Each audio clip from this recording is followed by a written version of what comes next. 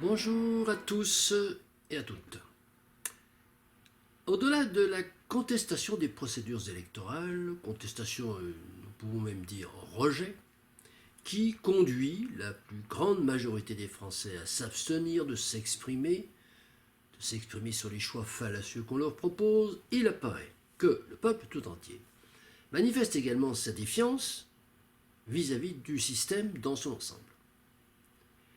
Ce système qui n'a fait qu'aggraver les inégalités sociales depuis qu'il a été mis en place vers la fin du XIXe siècle, c'est-à-dire depuis environ 150 ans. Ce système qui prétend avoir installé définitivement le bien-être pour tous, en s'appuyant pour cela sur des indices d'accroissement du niveau de vie, sur l'accroissement du niveau technologique des outils destinés à faciliter la vie quotidienne des citoyens et sur un certain nombre d'autres accroissements, certes réels. Mais ce système, qui au bout du compte a également accru les différences de richesse entre les plus riches et les plus pauvres, il l'a accru dans des proportions jusqu'à présent inconnues dans l'histoire de l'Homo sapiens, c'est-à-dire depuis 300 000 ans. Il l'a accru dans des proportions énormes. Un écart entre les plus riches et les plus pauvres, en tout cas multiplié par au moins 1000 depuis ces 2 derniers siècles.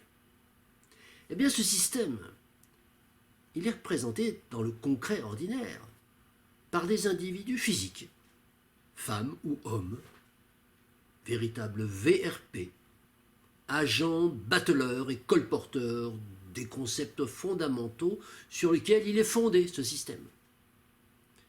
Ces agents du système, eh bien, ils dirigent des entreprises politiques dont le business model est entièrement dépendant de ce système. Des entreprises politiques dont le chiffre d'affaires est déterminé par la vente de leurs produits auprès de leur clientèle.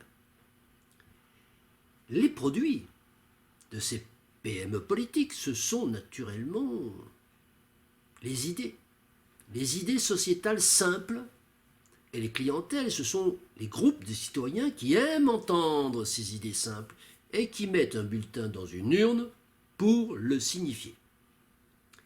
Et l'objectif unique de ces patrons de PME politiques, qu'ils se nomment Emmanuel Macron, Marine Le Pen, Jean-Luc Mélenchon, Valérie Pécresse, Anne Hidalgo, pour ne citer que les plus gros chiffres d'affaires, c'est le même, cet objectif, le même que celui de n'importe quel patron de PME, c'est de vendre le plus possible leurs produits, c'est-à-dire leurs idées simples, particulières, auprès de leur clientèle respective. Et c'est aussi, comme dans le domaine commercial, d'essayer d'accroître le volume de leur clientèle au détriment de celle de leurs concurrents en proposant des idées plus attractives, la vente finale se matérialisant par le bulletin de vote qui rapporte 1,70 € par an à son destinataire, ce qui donne en termes chiffrés, pour les principales PME politiques françaises, République En Marche, 22 220 000 € par an. Les Républicains, 12 880 000 € par an. Le Parti Socialiste, 6 millions par an. Le Rassemblement National, 5 144 000 € par an. Le Mouvement Démocrate, 4 500 000 € par an. La France Insoumise, 4 500 000 également. Le Parti communiste français, 2 150 000, Europe Écologie Les Verts, 1,5 million d'euros par an. Vous l'avez donc bien compris, l'objectif de chacun de ces entrepreneurs politiques, c'est bien d'assurer la pérennité de leur entreprise afin de pouvoir continuer à payer les rémunérations de leurs salariés et, en premier lieu, de celles de leurs dirigeants. Leur objectif n'est pas autre chose que cet objectif-là. Et pour ce faire, ils doivent trouver des produits qui plaisent, c'est-à-dire des idées qui plaisent à leur clientèle traditionnelle, et même essayer, comme nous venons de le dire, de trouver de nouvelles idées qui vont plaire à la clientèle du concurrent afin d'augmenter le chiffre d'affaires. C'est cela leur combat, et c'est leur seul combat. La recherche d'idées de plus en plus séduisantes, et ils disposent pour cela d'un outil spécifique qui s'appelle le marketing qualitatif. Alors, le marketing qualitatif, qu'est-ce que c'est? Ce terme, le marketing qualitatif, il est emprunté au domaine de l'entreprise commerciale et il désigne l'ensemble des techniques destinées à la collecte d'informations permettant de comprendre l'attitude et les motivations des individus d'une population. Ces techniques, elles reposent le plus souvent sur des entretiens individuels ou sur des entretiens de groupe à partir d'un petit échantillon appelé panel.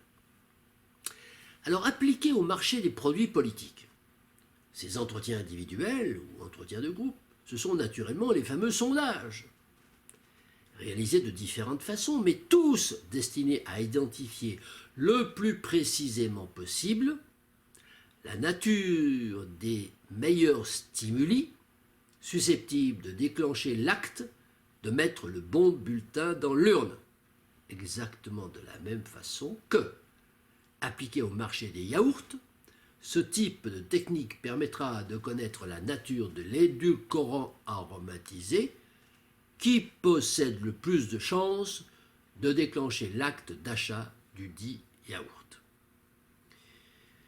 Voici donc, rapidement synthétisé, mais très exactement défini, le même combat que mènent identiquement Emmanuel Macron et Marine Le Pen lors de ce deuxième tour de l'élection présidentielle. Ce combat, ça n'est pas le combat pour un avenir meilleur pour tous les citoyens. C'est simplement un combat pour un avenir meilleur pour chacun d'eux en tant qu'individu. Je vous remercie de votre attention et je vous dis à bientôt.